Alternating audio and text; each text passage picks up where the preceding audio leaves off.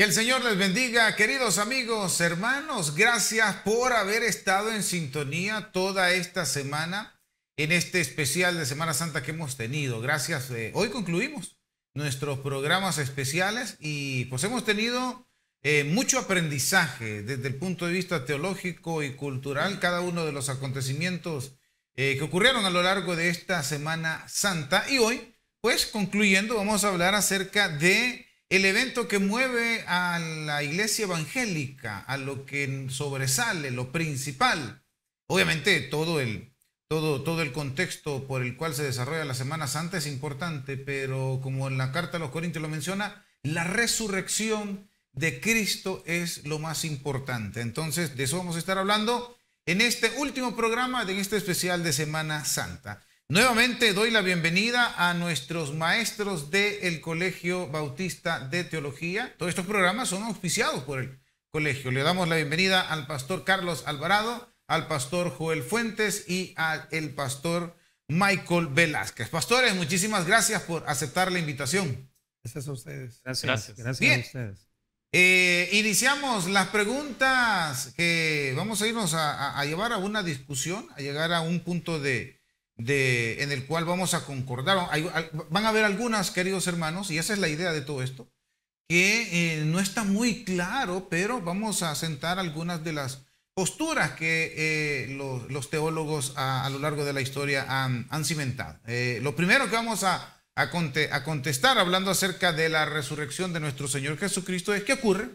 ¿Qué ocurre con Jesús en estos 3 días? ¿Qué fue? ¿A dónde fue a Jesús? Y ahí estuvo físicamente, se levantó su espíritu, su cuerpo. ¿A dónde estuvo Jesús? Pastor Carlos, si nos puede ampliar. Ok, bueno, saludos a todos. ¿Qué ocurrió con nuestro Señor en esos 3 días? Hay evidencias internas en la Biblia que nos hacen ver lo que sucedió. Pero antes de ello, pues es necesario tener bien claro, ¿verdad? Cada uno de los que nos está escuchando, ¿qué es en sí la muerte? El ser humano está compuesto prácticamente de 3 elementos esenciales: el cuerpo, el alma y el espíritu.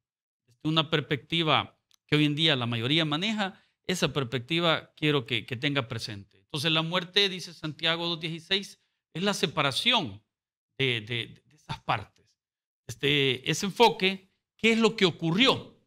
La primera carta de Pedro 3:18 nos da un parámetro principal cuando dice que nuestro Señor Jesucristo murió por los pecados una sola vez, el justo por los injustos, para llevarnos a Dios, muerto en la carne, dice, pero vivificado en el Espíritu, en el cual también fue y predicó a los espíritus encarcelados.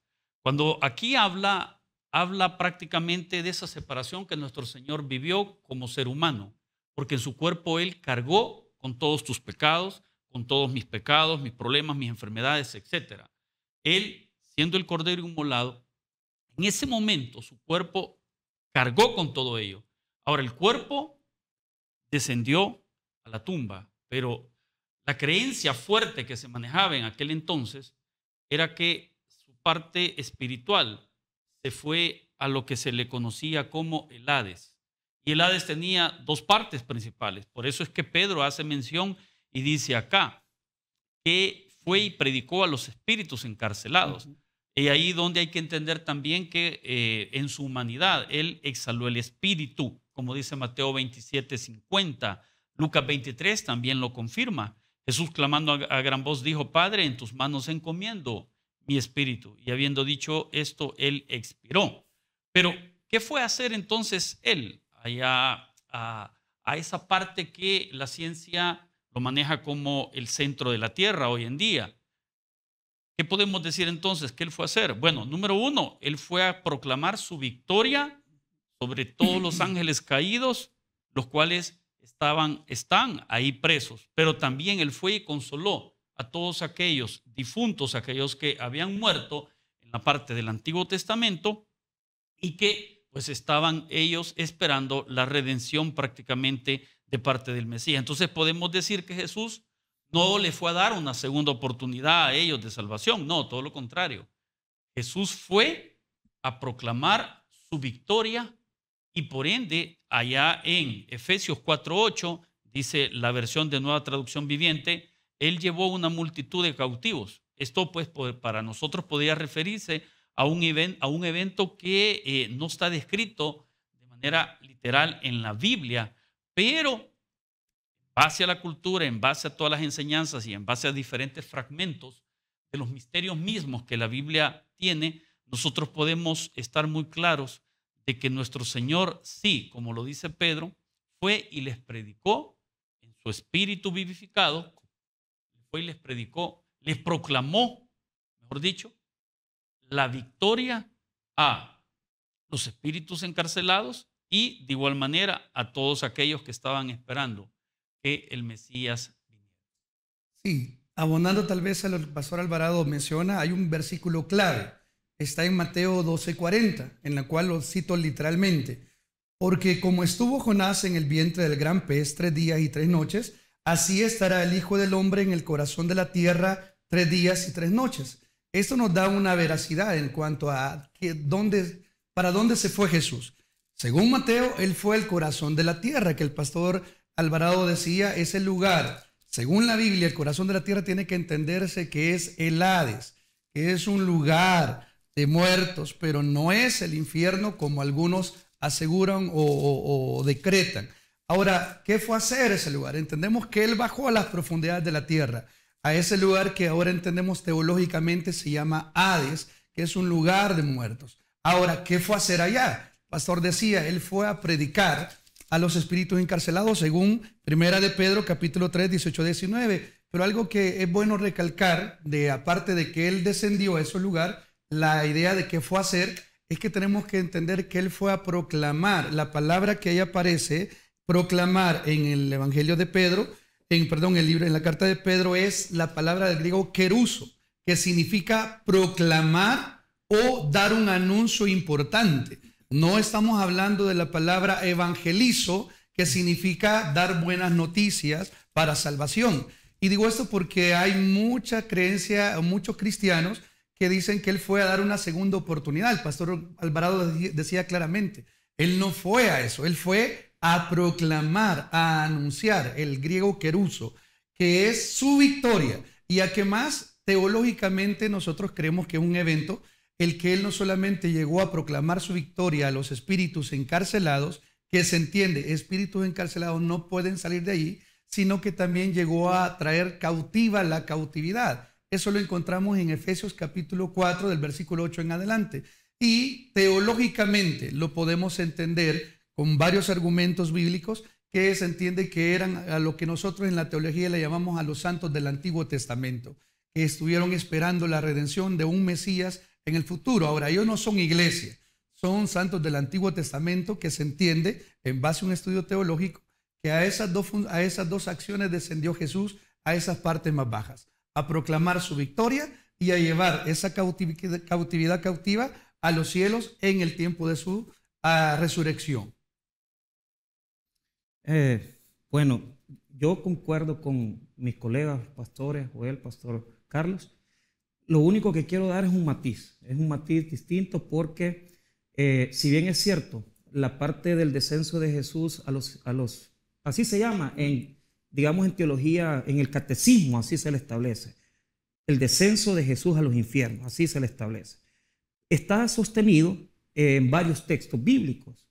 El punto importante es que esta postura, o sea, como es una postura doctrinal, que se sustentó al principio bajo textos como Mateo capítulo 12, Primera de Pedro 3, 18, Efesios 4, Hechos 2. Entonces, pero lo que ha sucedido es lo siguiente. Se ha logrado descubrir, porque también San Agustín de Hipona y otros hablaron acerca de los apócrifos. El libro de Hechos de Pilato, el libro del Evangelio de Bartolomé, establecían ya para el siglo prácticamente II que ese descenso.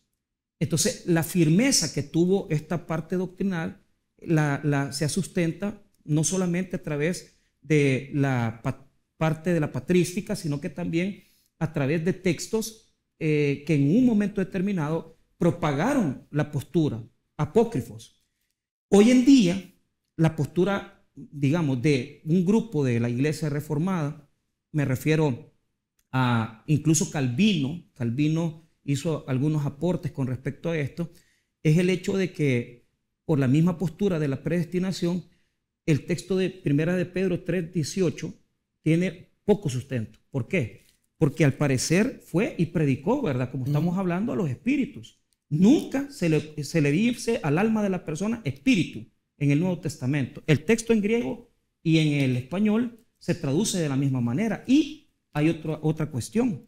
En Judas 1:6 se establece esa postura, que hay un descenso, pero ese descenso se hizo a presentarse ante esos espíritus encarcelados. Dice Judas 1:6, y a los ángeles que no guardaron su dignidad, sino que abandonaron su propia morada, los que ha guardado bajo oscuridad en prisiones eternas para el juicio del gran día. Entonces, al parecer, lo que Pedro estaba hablando, ese texto está hablando de que Jesús, como usted lo dijo, no evangelizó, sino que proclamó. Sin embargo, Primera de Pedro 3:18 ha quedado dentro de la postura, digamos, de la construcción teológica de la doctrina, pero ya, digamos, tiene críticos. Tiene la exégesis moderna, incluso John Piper, Calvino mismo apostó a que se tenía que hacer un equilibrio, porque la base para, digamos, para el mundo teológico sería Mateo 12, Hechos 2, textos donde habla que realmente Jesús descendió,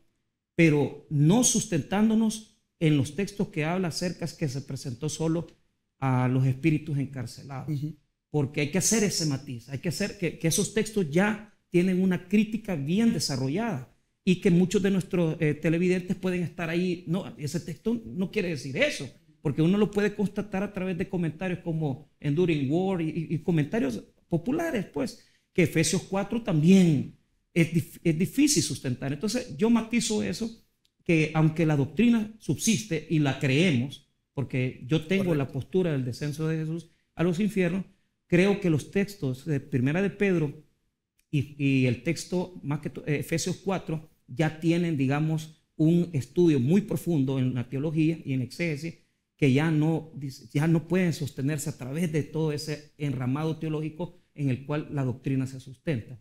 Nos queda Mateo 12, Hechos 2, el discurso de Pedro, donde dice que no sufrió y que el catolicismo lo ha sustentado por muchos años también. Eso hay que dejarlo claro, ¿verdad? Es bien interesante también hacer notar, queridos, que no fue una segunda oportunidad la que Jesús fue, el motivo por el cual Jesús fue a los infiernos. O sea, no, fue a proclamar su victoria. Eso es bien importante. Ahora, siguiendo en el mismo tema de esos 3 días, literalmente el cuerpo de Jesús se mantuvo ahí en la tumba y fue su espíritu a los infiernos, o literalmente el cuerpo fue a los infiernos. Pastor Carlos.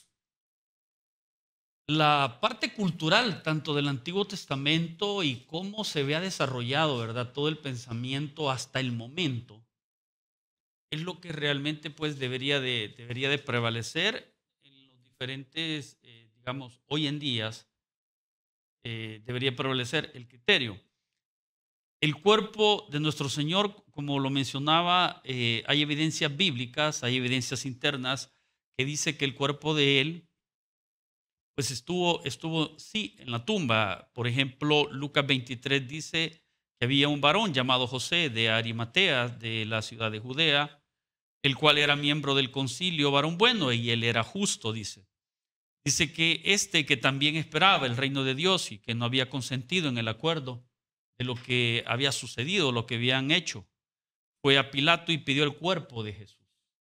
Es una evidencia bien clara en donde pues la misma Biblia nos sustenta ahí de que el cuerpo de Jesús pues él lo pidió, luego lo envolvió en una sábana, lo puso en un sepulcro abierto, en una peña, y dice el 23:54, era día de la preparación y estaba para comenzar el día de reposo. O sea, estábamos hablando del viernes de las 3 de la tarde en adelante, porque se estaban preparando ellos para el Shabbat, o sea, para el día de reposo.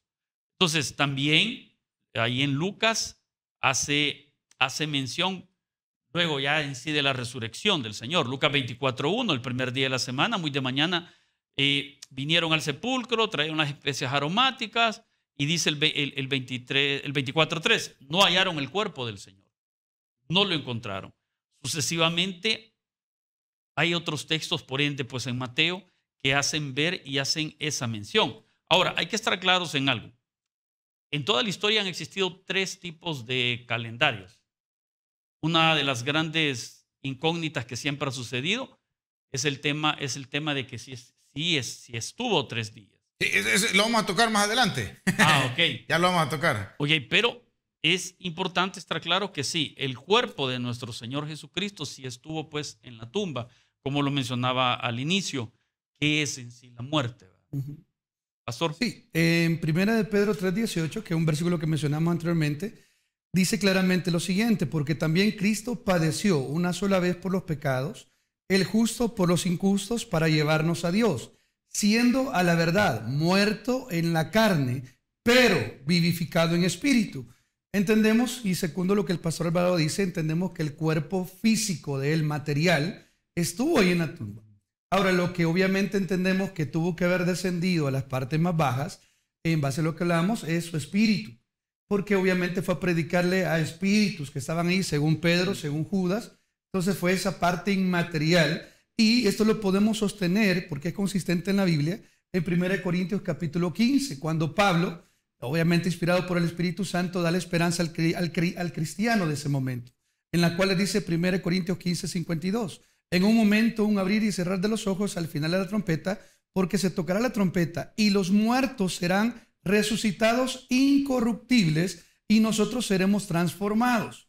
Y el 53, porque es necesario que esto corruptible se vista de incorrupción y esto mortal se viste de inmortalidad. Esto nos da una idea que hay una separación tanto de la parte material del tiempo-espacio en la cual estamos versus la parte espiritual, que es donde el ser humano no tiene acceso más que solamente la parte inmaterial, llámese espíritu. Entendiendo eso, yo sí creo, en base a estos versículos, que sí, Cristo fue en la parte espiritual y su cuerpo permaneció en la tumba. Eso en base a estas pequeñas porciones bíblicas, que hay mucho más estudio para poder tal vez ahondar. La verdad, desde mi opinión, ¿verdad? Que yo concuerdo que el Señor descendió. Y aparentemente el texto de Pedro diría que hay un traslado espiritual, pero es el problema de los teólogos. O sea, toda la historia han peleado por 2 posturas. Primero, ¿se descompuso el cuerpo de Jesús en la tumba? Esa es una pregunta interesante, porque el mundo teológico de otras tradiciones religiosas no lo acepta. Entonces, ¿eso por qué? Porque creemos tanto en la divinización, creemos tanto en la divinidad de Jesús, que muchas veces tornamos esos equilibrios. Yo soy del pensamiento que yo me resisto, porque yo siento que la doctrina del descenso a los infiernos es en esa área nos deja como enseñanza. O sea, para mí, esto es mi opinión, mi herejía, si lo quieren recibir. Uno sería que Jesús venció el mundo espiritual. Tuvo que haberse presentado ante los demonios, los espíritus que están ahí, vencer el mundo espiritual de los encarcelados. Tuvo que haber un cambio, porque el texto de Mateo dice que cuando él muere, dice que cuando ya al día resucitaron, cuando él resucitó, resucitaron otros que estaban muertos. O sea, el mundo espiritual se movió. Correcto. Para mí sería una respuesta. El mundo espiritual se movió en el lado de los que han creído y en el lado de los que no creyeron. Pero ¿qué sucede? No me atrevo a meterme en cosas, porque yo siento que estamos como se fuerza mucho el texto, y creo que tanto decir que el cuerpo no se descompone, como también que el espíritu de Cristo lógicamente tuvo que haber sido una parte espiritual. Pero ¿cómo manejamos eso? Pues? Ahí hay un dato muy interesante. Así como en la misma vida, el cuerpo deja a los 33, 35 años promedio, deja de generar moléculas. El cuerpo, para empezar a descomponerse, necesita de 4 días. Entonces, el Señor solo cubrió prácticamente 3 días, pero no 3 días de 24 horas. Porque prácticamente fue el fragmento de día, conforme a la cultura judía de aquel entonces, un fragmento de tiempo del día, pero los judíos en la literatura, en la gramática, ellos siempre mencionaban el día completo. Entonces ocuparon un fragmento. Estamos hablando de 3 de la tarde a 6. La Biblia dice eso, dice en el discurso de Pedro, Hechos 2, que es lo que iba a citar, porque no dejarás, citando un texto de Salmos de David, ¿verdad? Dice, porque no dejarás, Hechos 2, verso 27, porque no dejarás mi alma en el Hades, ni permitirás que tu santo vea corrupción. Entonces, todo el entramado doctrinal, y yo quiero decir eso, o sea, aunque el texto teológicamente, exegéticamente, puede hacer que no soporte, digamos, una exégesis tan amplia. Por eso es que la doctrina del descenso de Jesús a los infiernos tiene muchos, digamos, veredas un poquito, digamos, sin descubrir. Quizás porque Dios así lo ha querido dejar, ¿verdad? Pero yo soy del pensamiento que no quiero cometer el error del teólogo católico que no se descompone. El mismo catecismo asevera que no se descompuso el cuerpo de Jesús. Entonces, pero tampoco puedo decir lo contrario. Entonces, ¿cómo descendió? Yo, desde mi punto de vista, si tomamos el texto de Jonás que descendió y que iba a estar en la muerte, yo creo que los textos no nos dan una certeza. Desde el punto de vista suyo, yo se lo acepto de que tiene que ver una parte espiritual de Jesús descendiendo, pues, pero que Jesús. Es que tal vez no podemos nosotros, como yo leo el segundo en esto, Es que Jesús. definitivamente no podemos nosotros aseverar solo por un estudio teológico que así es. Podemos tomar postura de decir, yo creo que sí, yo me sustento con esto, pero a nosotros de decir literalmente sí fue y asegurarlo, creo que no nos corresponde a nosotros. Estamos dando tal vez una postura teológica porque también, digamos, tiene cierta... No estuvimos ahí. Sí, no, y también el apóstol Pablo en 1 Corintios capítulo 12, cuando él habla de sí mismo, en cuanto a que fue llevado hacia el cielo o al tercer, él mismo dice, si en el cuerpo o fuera el cuerpo, y tal vez eso nos da una idea de que realmente la parte inmaterial nuestra, el espíritu, posiblemente no logra discernir la parte la parte material que nosotros vivimos y disfrutamos. No debemos de dejar de tener muy en cuenta que hay aspectos en la escritura que no están muy claros porque no es el objetivo. Es como ¿cuál fue la señal que Dios le puso a Caín? No sabemos, pero le puso una señal. Entonces, a lo largo de la Biblia creo que vamos a encontrar pasajes que no es el sentido de explicar si estuvo el cuerpo o no estuvo el cuerpo. Fue y predicó. Ese fue el objetivo principal. Lo demás no viene al caso discutir si fue el cuerpo o no el cuerpo, si estuvo los 3 días. Estuvo ahí, murió y resucitó. Eso es básicamente. Y ahora vamos a ver si nos metemos en camisa de 11 varas ahorita. Porque ya más o menos lo estuvimos mencionando. Hablando acerca de si en realidad, ¿qué ocurre? ¿Cuándo ocurre específicamente la resurrección de Jesús? Y ahí entramos en si fueron 3 días exactamente. Ok, Jesús muere a la 9ª hora del día viernes, es decir, a las 3 de la tarde. Entonces, a las 3 del día siguiente, sábado, se cumplen 24 horas. Ok, pero y ahí de ahí no nos está cuadrando los 3 días literalmente. Entonces la pregunta es, ¿en realidad fueron 3 días? ¿Qué ocurre? ¿Cuándo ocurrió realmente la resurrección de Cristo? Bueno, como les compartía, en el mundo existen 3 calendarios principales que han regido prácticamente a la raza humana: el calendario chino, el calendario hebreo y el grecorromano. Es complejo quererlo ver desde la perspectiva grecorromana, que es el calendario que nosotros manejamos hoy en día. El grecorromano corta el día a la medianoche y da inicio al siguiente día a la medianoche, o sea, corta y a la vez nace el otro. Pero el calendario judío hace el corte prácticamente a las 6 de la tarde. Normalmente así lo manejaban. Y los judíos dividían el día de 24 horas entre el día y la noche. ¡Pum! Ahí lo encerraban. Pero en el tiempo del día ellos decían, bueno, la 3ª hora del día, la 6ª hora del día, que para nosotros eran las 12 del mediodía. La 9ª hora, que equivalía a las 3 de la tarde. Y así pues las 6 de la tarde. Es importante tener claro pues que el día viernes fue el día en que nuestro Señor pues murió. en el lapso de las 3 de la tarde, lo más probable que haya sido exactamente por esa hora, porque a las 6 de la tarde, en la cultura de ellos, entre las 3 y las 6, decían a preparar ya directamente la cena para poder comer la Pascua y esperar el Shabbat. Entonces, también es importante tener claro que ellos en su literatura a un fragmento de día le llamaban día. Por eso es que ellos dijeron y tenían bien claro que él iba a resucitar al tercer día. Y ahí donde, si nosotros analizamos Lucas 23, cuando dice el texto en el 54, era el día de la preparación, está hablando del día viernes, Sí. y estaba para comenzar el día del reposo, o sea, día de la preparación, está hablando del día de la preparación para el Shabbat, o sea, para el sábado, y estaba para comenzar el día de reposo. Ese comenzar implicaba un acercamiento propio a las 6 de la tarde.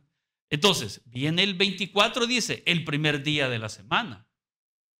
Entonces, ahí donde prácticamente desde la literatura y la cultura de ellos y el calendario judío entendemos que fueron 3 días, ya que día de preparación, pues está hablando del viernes por la tarde.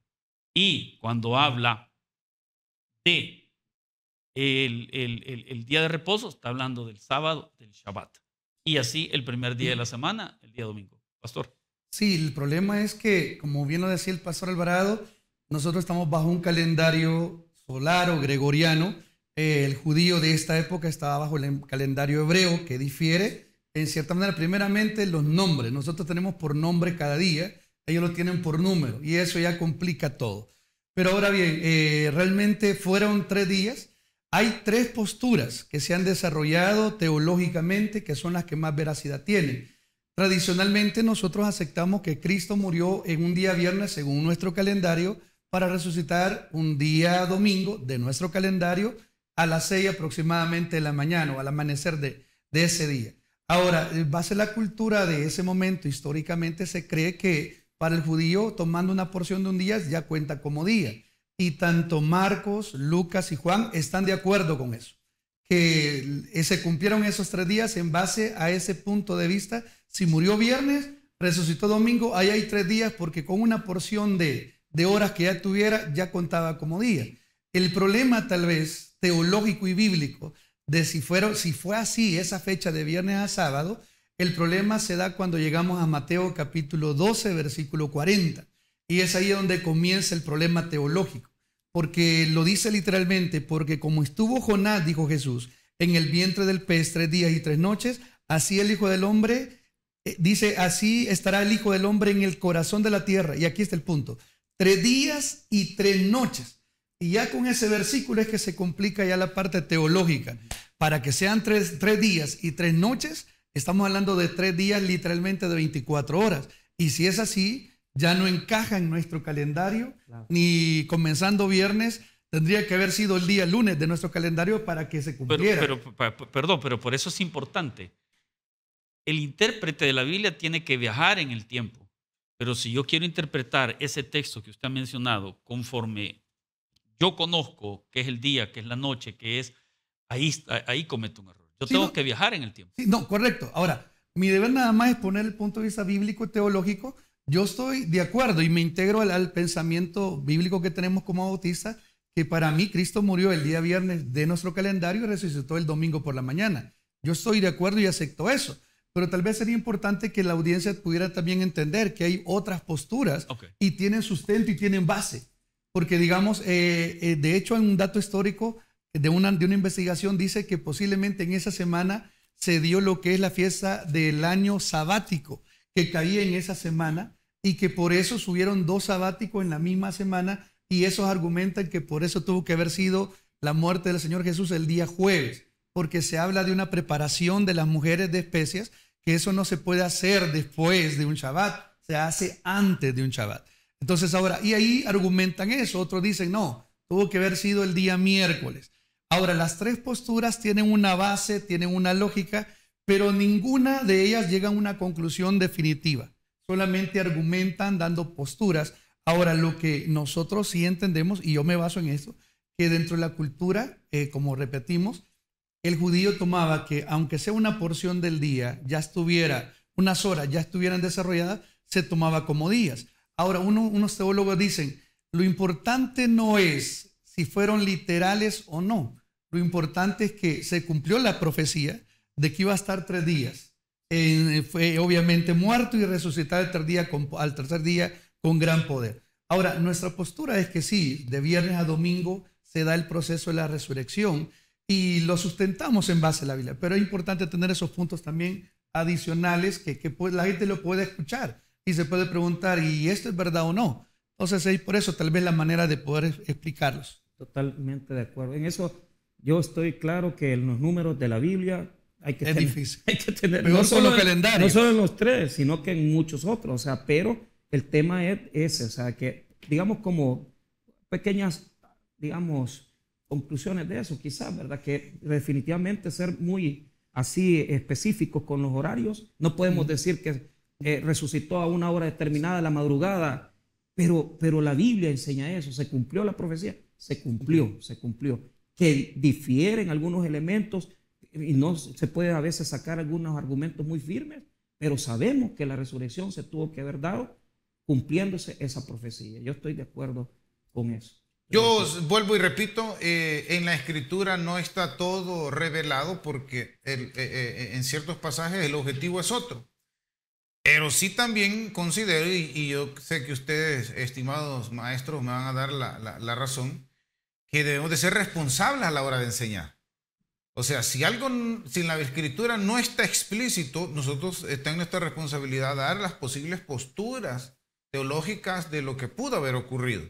Un ejemplo de los cuales podemos extraer también es cuando en el Monte de la Transfiguración Pedrito de entrada le dice, vamos a hacer una enramada para ti, vamos a hacer una enramada para Moisés y una para Elías. ¿Quién le dijo a Pedro que eran Moisés y Elías? Entonces, ahí es donde nosotros debemos de ser responsables, es donde existe esta postura, pudo haber pasado esto, pero no nos podemos encauzar en una sola porque no hay un fundamento bíblico, porque no esa es la razón de ese pasaje o en este caso de lo que estamos hablando acerca de la resurrección o si fueron 3 días. Entonces, como dice el pastor Michael, ¿se cumplió la profecía? Definitivamente que se cumplió.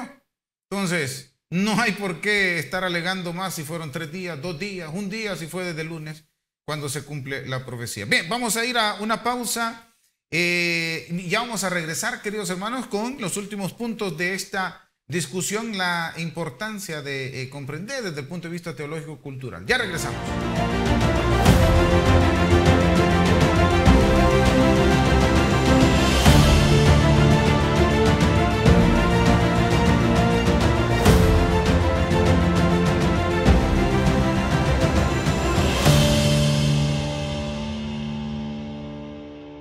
Gracias, queridos hermanos. Seguimos con estas tremendas temáticas de esta Semana Santa y seguimos hablando acerca de la resurrección de nuestro Señor Jesucristo. Estimados maestros, hay una razón específica para que Jesús les haya dicho a sus discípulos, después de mi resurrección nos vemos en Galilea. ¿Existe algún motivo, razón o circunstancia? ¿O simplemente es porque la mayor parte del ministerio de Jesús se desarrolló en Galilea? Pastores.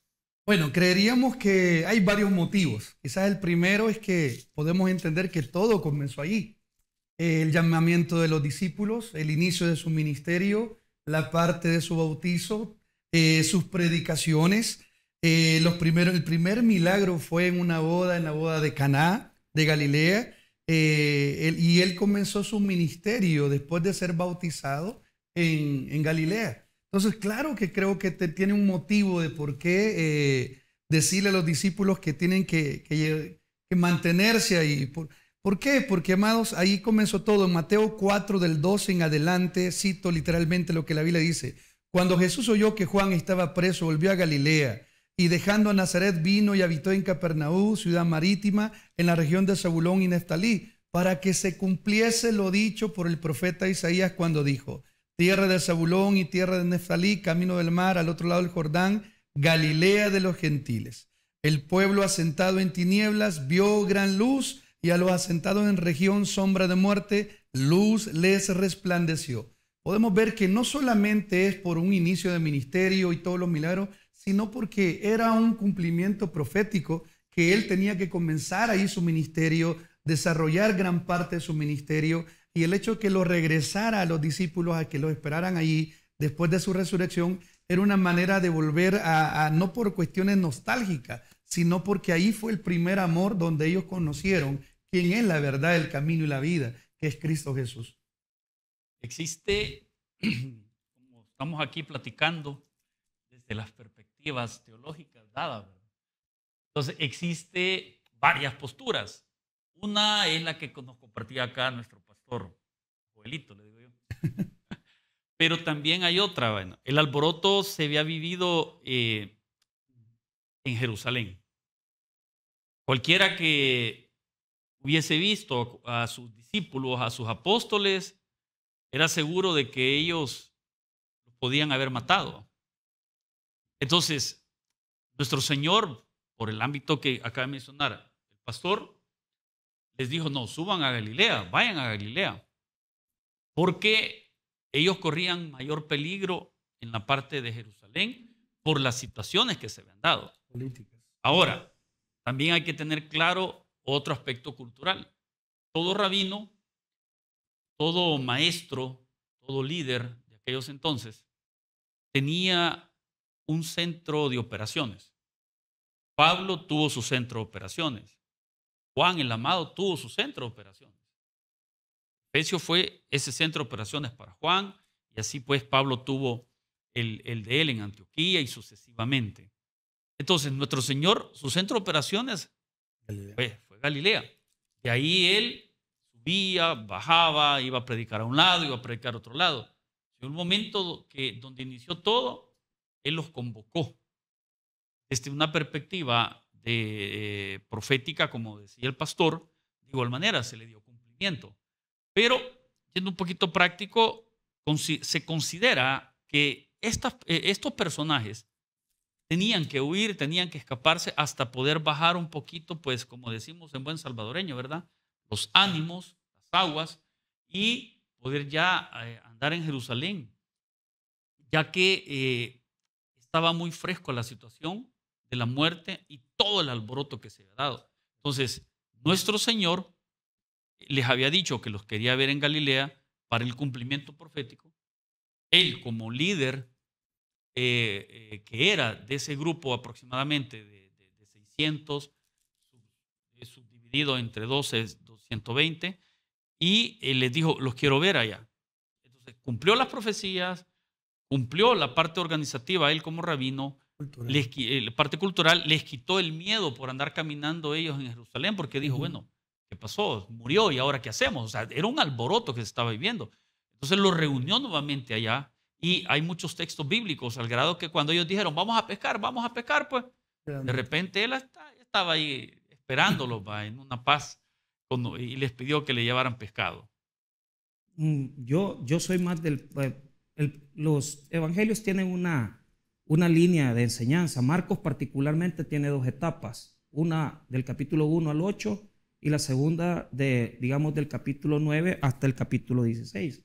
Entonces, lo difícil es cómo termina Marcos, porque esas palabras se las dice, o sea, por lo menos en Marcos, se las menciona en Marcos capítulo 14 y se las dice de esta manera, dice Marcos 14, 26. Cuando hubieron cantado el himno, salieron al monte de los olivos. Entonces Jesús les dijo, todos os escandalizaréis de mí esta noche, porque escrito está, heriré al pastor y las ovejas serán dispersadas, pero después que haya resucitado, iré delante de vosotros a Galilea. Entonces, cuando comienza a reclutar a los primeros discípulos, le pide que le sigan.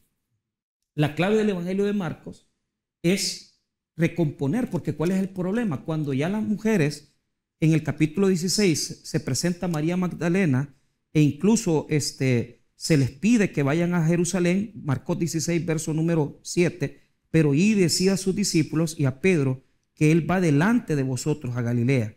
Ahí veréis como os digo. Y ellas se fueron huyendo del sepulcro porque les había tomado temblor y espanto, ni decían nada a nadie porque tenían miedo. O sea, el punto es que el texto termina en un encierro. ¿En qué sentido? Las mujeres tenían miedo de decirle a los varones en Marcos. ¿Por qué? Porque el redactor del Evangelio de Marcos nos toma de la mano en los primeros capítulos para irnos preguntando quién es Jesús, hasta que llega al capítulo 8. Cuando ya llega al capítulo 8 es Pedro quien declara la primera parte de la respuesta, ¿verdad? Que él es el Mesías y va a ser el centurión el que va a terminar diciendo en los últimos capítulos que es el Hijo de Dios. Entonces el escritor de Marcos está jugando con una figura diciéndonos, señores, aquí los he llevado para que ustedes mismos descubran quién es Él. Eso se llama cristología ascendente. ¿Por qué? Porque la cristología va desde lo más terrenal hasta que lo crucifican y asciende con el Padre. Entonces, Él se va presentando poco a poco, el escritor lo va presentando, y cuando ya llegan las mujeres a la tumba y se quedan en un encierro, porque dicen, entonces el que lee el texto recibe un mensaje. ¿Qué hago yo? O sea, ¿me voy a Galilea o qué hago? Pues, porque una cosa es lo que ellas hicieron y lo que nosotros tenemos que hacer. Entonces, para mí es un mensaje de volver a Galilea, a comenzar desde donde todo comenzó, tomados de la mano de Jesús resucitado, viendo otra vez, caminando, pero detrás de Él, siguiéndole. Y ahí es donde recibieron la gran comisión. Es eso en Mateo, porque en Marcos no aparece la comisión, sino que aparece en el Evangelio de Mateo. Recordemos que Marcos escribe primero, Mateo va en segundo lugar, y en Mateo sí se presenta como el Emmanuel, diciéndole, yo voy a estar con ustedes hasta fin de mundo, pero en Marcos no. En Marcos se termina bastante cerrado, porque las mujeres terminan tristes, ¿y qué hacemos? Es como que el que está leyendo diga, voy a tomar parte, hombre, porque el camino mío es hacia Galilea. Yo tengo que estar siguiendo a Jesús. Yo tengo que seguir a Jesús. Entonces, pero resucitado, ya resucitó, ya se levantó. Pero todo el Evangelio ha venido diciéndonos Marcos, ¿quién es? ¿Quién es este? Hasta que allá en Marcos 8 dice, ¿quién dicen los hombres que soy? Y viene Pedro y dice, y tú eres, ¿verdad? El Cristo, dice. La primera parte de la pregunta ya está respondida. Pero en ese camino de descubrimiento, apela Marcos a decirnos, vuelve a Galilea, tú, porque tú eres el que tienes que seguir a Jesús. Tú eres el que tiene que seguir a Jesús. Y eso es lo que nos reta el texto bíblico. Galilea es donde todo comienza, pero ahora vamos con el resucitado. Ya sabemos quién es Él. Es Hijo de Dios y es Jesucristo. Es Cristo, Hijo de Dios. Hijo de Dios, con una revelación completa. Volviendo al preciso momento de la resurrección, se mencionan ángeles, se mencionan que el mismo Señor se apareció. Los discípulos, al tener la noticia de que la tumba estaba vacía y Él había resucitado, salen a ver, sale Pedro, sale Juan. Curiosamente, el primero que sale corriendo es Pedro, pero quien llega primero es Juan. Entonces, a ese momento, es uno, dos ángeles, Jesús, para ampliar un poquito acerca de ese preciso acontecimiento, cuando ya se enteran que la tumba estaba vacía. Pastores. Bueno, voy a tomar la palabra yo para ir de regreso. Mire, el Evangelio de Juan es el único que nos muestra el sepulcro, digamos, que descubrieron Pedro y Juan cuando se agacharon a ver. O sea, el escritor del Evangelio de Juan nos presenta en el capítulo 20 una redacción maravillosa. ¿Por qué? Porque presenta que las mujeres Magdalena fue por la mañana, pero la presunción es que se han robado el cuerpo de Jesús. Oiga lo que dice capítulo 20, versículo 2. Entonces corrió y fue a Simón Pedro y al otro discípulo, aquel que amaba a Jesús, y les dijo, se han llevado del sepulcro al Señor y no sabemos dónde le han puesto. Entonces el texto redaccional es apologético. ¿Qué está queriendo señalar Juan? Juan lo que quiere señalarnos es decir, que pensaban que el cuerpo de Jesús se lo habían robado. Juan 20 se escribe para decir, no se lo han robado. El cuerpo, simplemente Jesús resucitó. Pero ¿qué sucede? Ahí el discípulo amado corre a la par de Pedro y llega primero el discípulo amado porque es más joven, ¿verdad? Nosotros pensamos que el discípulo amado que aparece de los capítulos 13 en adelante es Juan, el escritor del Evangelio, y Pedro, que ya tiene más edad. Pero ¿qué sucede? Cuando se agachan, ven dos cosas. Dice que lo que ven es esto. Dice, corrían los dos juntos, en el verso 4, pero el otro discípulo corrió más aprisa que Pedro y llegó primero al sepulcro. Y bajándose a mirar, vio los lienzos puestos ahí, pero no entró. Luego llegó Simón Pedro tras él y entró al sepulcro y vio los lienzos puestos ahí, sudario que había estado sobre la cabeza de Jesús, no puesto con los lienzos, sino enrollado en un lugar aparte. Entonces entró también el otro discípulo que había venido primero al sepulcro y vio y creyó. Y vio y creyó. Entonces, lo que está presentando es que Jesús, en un determinado momento de la madrugada del día de su resurrección, se quitó el sudario, tuvo el tiempo para enrollarlo. Exacto. La palabra que ocupa en el texto griego se ocupaba para las inflamaciones, queimano, porque los lienzos que lo estaban enrollando se veían como desinflados. Queimano era como inflamación de cuando uno le pica una abeja. Entonces se veía el bulto de los lienzos y el sudario. Entonces lo que está presentando el escritor es algo poderoso. ¿Por qué? Porque no nos presenta al resucitado como que en el momento de, porque nunca lo va a decir, sino que nos está diciendo, miren, que no entienden. Ya Jesús se quitó el sudario. O sea, es un Dios tan poderoso, tan grande, que se quita el sudario, lo enrolla, se quita los lienzos, los pone en un lugar, y el que vence la muerte lo vence todo, pues. No se han robado el cadáver, no se han robado el cuerpo. Jesús se levantó, porque si lo hubieran robado, se lo hubieran llevado con todo y lienzos, con todo y sudario. Entonces el Evangelio de Juan nos confronta, porque nos dice, bueno, ¿vas a entender o no vas a entender? Juan, el amado, ve y dice que él vio y creyó, pero Pedro no le cae, o sea, todavía no sabe qué ha pasado. Y así muchos cristianos que para ellos la tumba, sí, Jesús resucitó, pero no entienden el poder que Jesús tiene en su resurrección. Eso es lo que el texto quiere como revelarnos, ¿verdad? Pero tiene fines apologéticos, defender el hecho que no se han robado el cuerpo de Jesús, sino que Él ha tomado vida, Él ha resucitado y ha dejado las cosas ordenadas y ha tenido el tiempo para vencer la muerte, pues. Y si vence la muerte, puede vencer cualquier cosa. Cualquier cosa que nos enfrente. Ese es el texto de Juan 20. Sí, tal vez agregar algo que, aparte de lo que el pastor Michael agrega, que tiene un contexto apologético en base a esa declaración, también es bueno notar en cuanto a eso lo sobrenatural de la resurrección de nuestro Señor Jesucristo.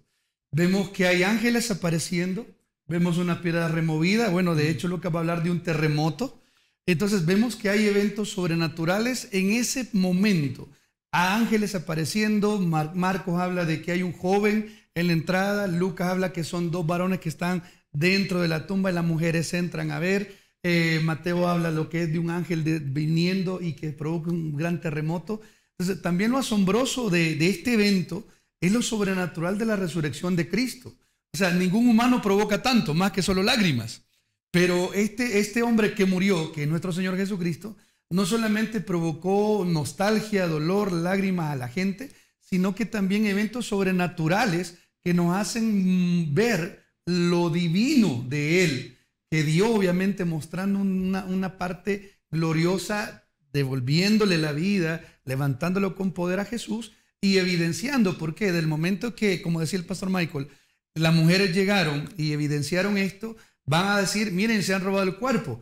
Eso nos da una idea también que posiblemente los discípulos no tenían una certeza de la resurrección, en base a que estaban dudando si era cierto o no, cuando Cristo ya les había dicho, voy a resucitar al tercer día.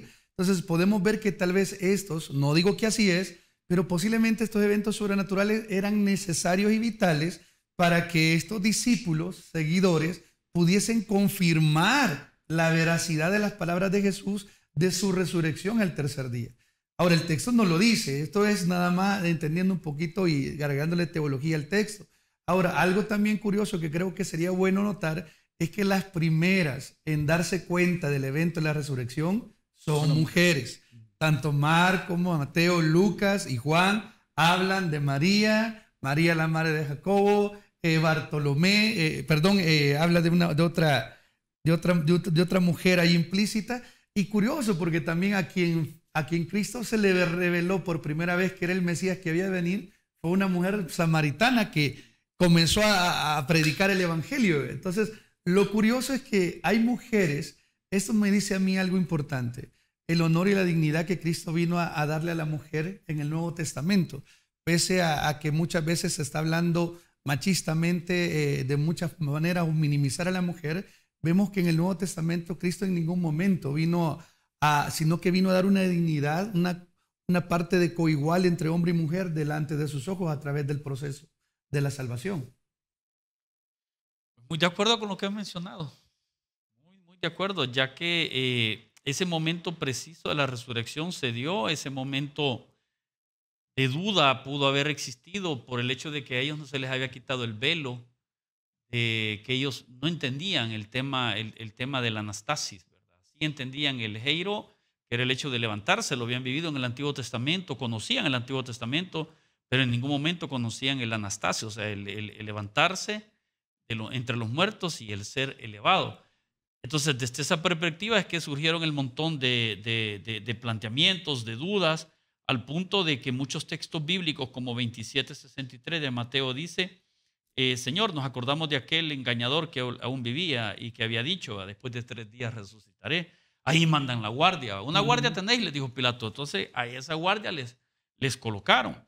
Y de igual manera, el informe de los guardias, ¿verdad? Lo que ellos también dijeron, que al final le dice el texto también que les terminaron ahí pagando. Pero ese momento preciso de la resurrección es un momento prácticamente único, como lo mencionaba el pastor Michael. O sea, ningún muerto se va a levantar, ¿verdad? Y va a doblar su colcha, aunque nos cuesta a nosotros vivos. Bien, ocurre el evento maravilloso de la resurrección de nuestro Señor Jesucristo. Se presenta ante sus discípulos, les dice, aquí estoy, le dice a el incrédulo de Tomás que introduzca sus dedos en los orificios donde estaban los clavos, su mano en su costado. Y empieza, por muy risible que parezca, no ascendió en esos pocos días. Pasaron 40 días aproximadamente de la resurrección de Cristo hasta su ascensión. Las últimas 2 preguntas para finalizar ya este último programa. ¿Qué pasó después en esos 40 días, después de la resurrección de Cristo?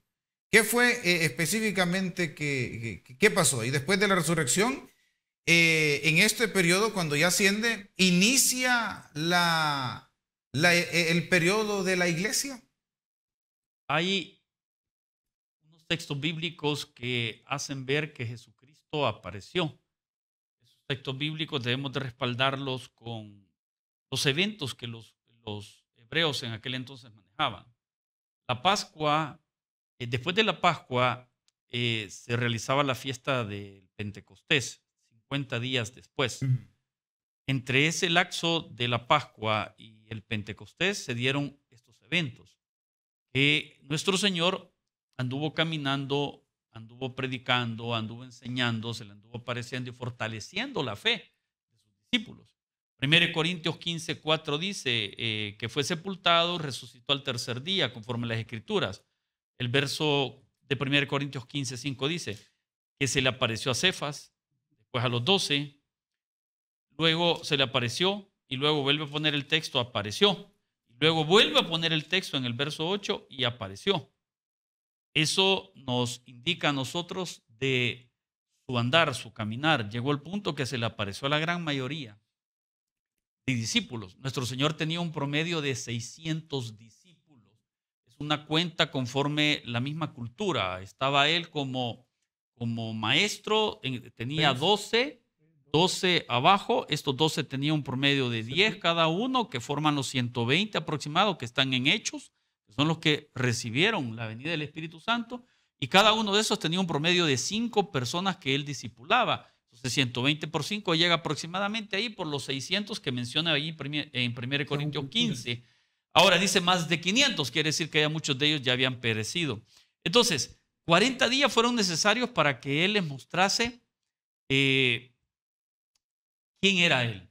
Como mencionaba nuestro pastor Michael, ¿verdad? Él les mostrase que él había resucitado, que él había vuelto de los muertos, porque era una doctrina que ellos prácticamente no manejaban a ciencia cierta. Por eso es que fue necesario que él, cuando fue alzado, ascendió a los cielos, también ellos pudieron visualizar y tener bien claro de que nuestro Señor participó de la muerte, pero también derrotó a la muerte y ascendió a los cielos.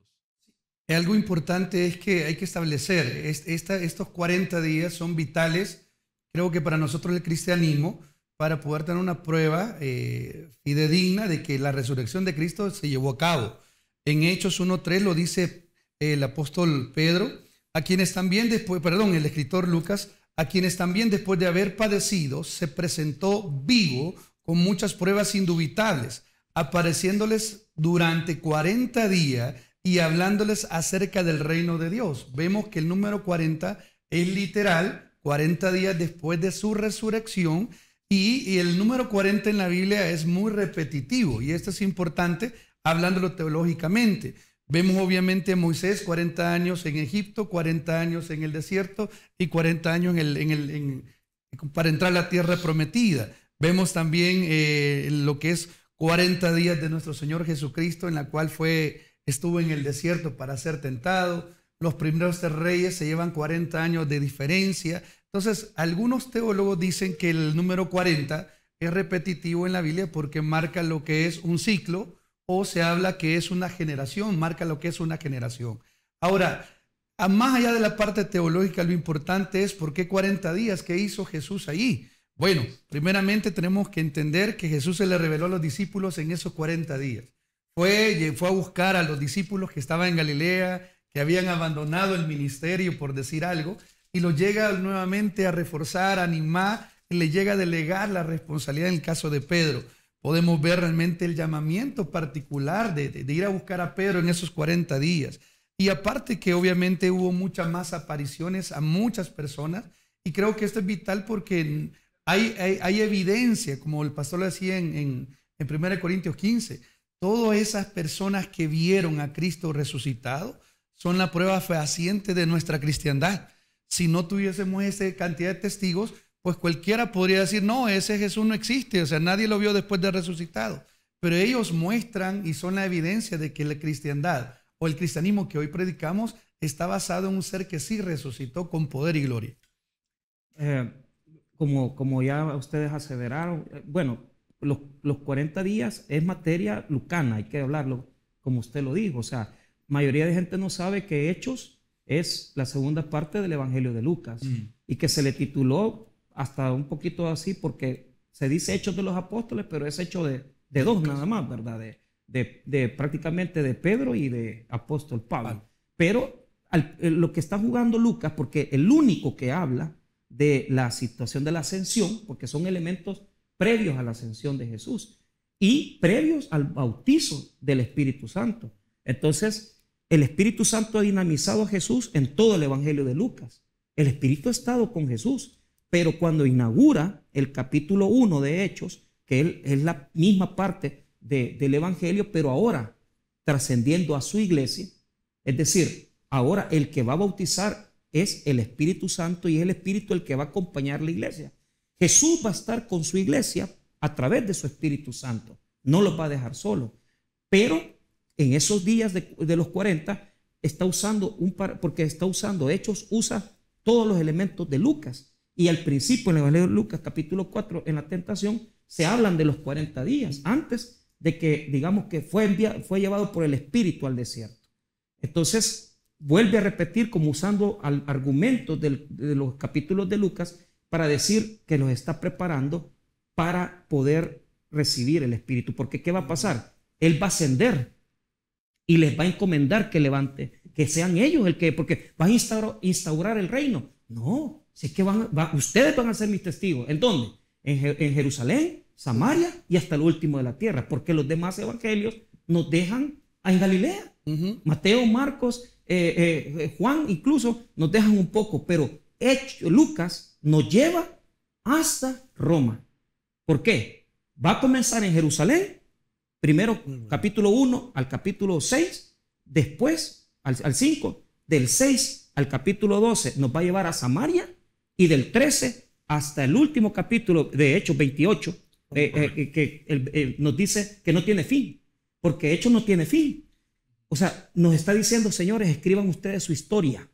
La iglesia tiene que continuar, pero aquel movimiento galileo que se conformó en las zonas marginales de Galilea, ahora ha llegado hasta Roma a través de Pablo. Entonces, estos elementos preparativos son interesantes porque Jesús está con ellos, pero está trabajando, está haciendo que el Espíritu lo está preparando, va a ascender. Una vez que ascienda, ellos van a escoger a un apóstol, a Matías, se van a juntar porque es necesario ese número 12 para que se conforme el derramamiento del Espíritu Santo y comenzar la aventura que nos va a llevar hasta el final, hasta el fin de la tierra.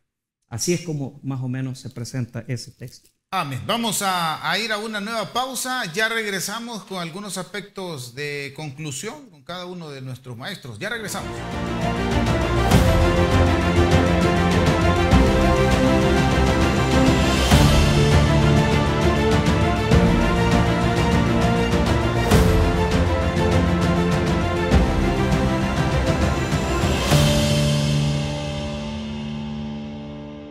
Seguimos, queridos hermanos, hoy concluyendo todos estos estudios teológicos, culturales acerca de la Semana Santa. Hoy te finalizamos con la resurrección de nuestro Señor Jesucristo y esos 40 días después de su ascensión inicia la era de la iglesia y es en la que estamos.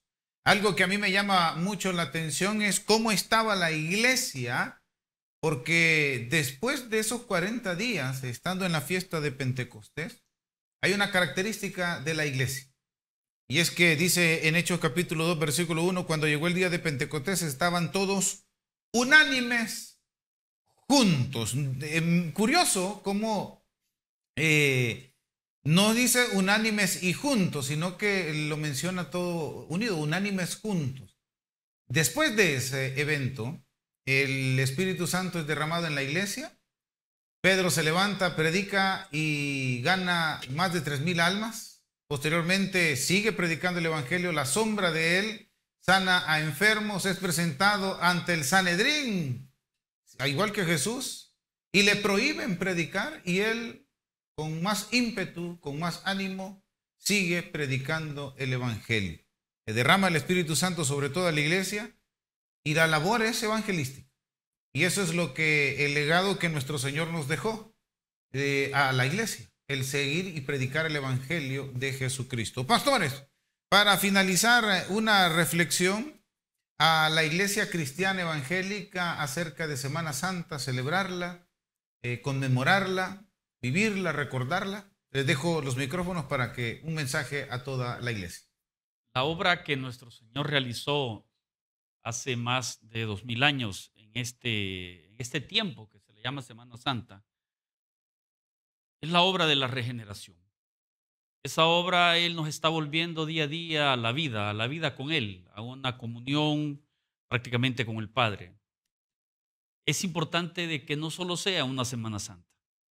La base fundamental de nuestra fe está en la resurrección. Si Cristo no hubiese resucitado, vana es nuestra fe. Por eso es valioso, importante de que valores, honres. Honrar es darle el lugar que se merece, en este caso a nuestro Señor. ¿Va? No solo sea en esta semana, sea por el resto de tu vida, que tú le des el lugar a Él para que Él pueda seguir haciendo esa obra de regeneración en ti. Tal vez más que llamarle Semana Santa y conmemorar a Cristo solamente una semana en el año, tal vez yo me quedo con lo que es la enseñanza que el apóstol Pablo nos da a través de la carta a los Filipenses, capítulo 2, del versículo 5 en adelante, que creo que aquí se resume todo lo que tiene que ver con la Semana Santa. Haya pues en vosotros este sentir que hubo también en Cristo Jesús, el cual siendo en forma de Dios no estimó el ser igual a Dios como cosa que aferrarse, sino se despojó a sí mismo tomando forma de siervo, hecho semejante a los hombres y estando en la condición de hombre, se humilló a sí mismo, haciéndose obediente hasta la muerte y muerte de cruz. Que este tiempo espiritual que le llamamos Semana Santa, Semana Mayor, realmente sea una decisión de tomar una vida santa, conforme a la imagen del varón perfecto que es Cristo por todo lo que Él ya hizo, y poder realmente darle la gloria y la honra a Él a través de nuestro estilo de vida, conforme a las Escrituras. Si algo yo pudiera decirle, amigo televidente, lo mejor que podemos hacer más que una celebración vacacional es buscar a Dios cada día, vivir acorde al estándar de su palabra, que es la Biblia, y ser obedientes a Él para poder desarrollar lo que es una santificación que nos identifique con Él y que nos haga darle todos los días la gloria a Él.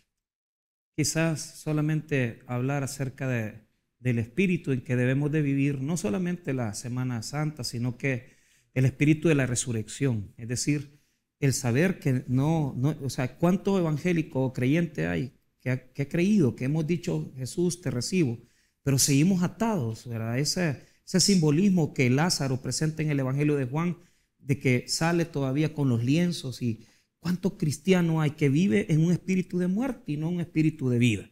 Si ha Jesús resucitado es para que no solo lo sepamos, porque como elemento teórico, excelente, pero si no tienes al espíritu que te da vida, que te ayuda a perdonar, que te ayuda a dejar detrás una vida, un lastre, si no te ayuda a ser libre, a restaurar tu vida, amar tus hijos, amar tu esposa, entonces no hemos creído.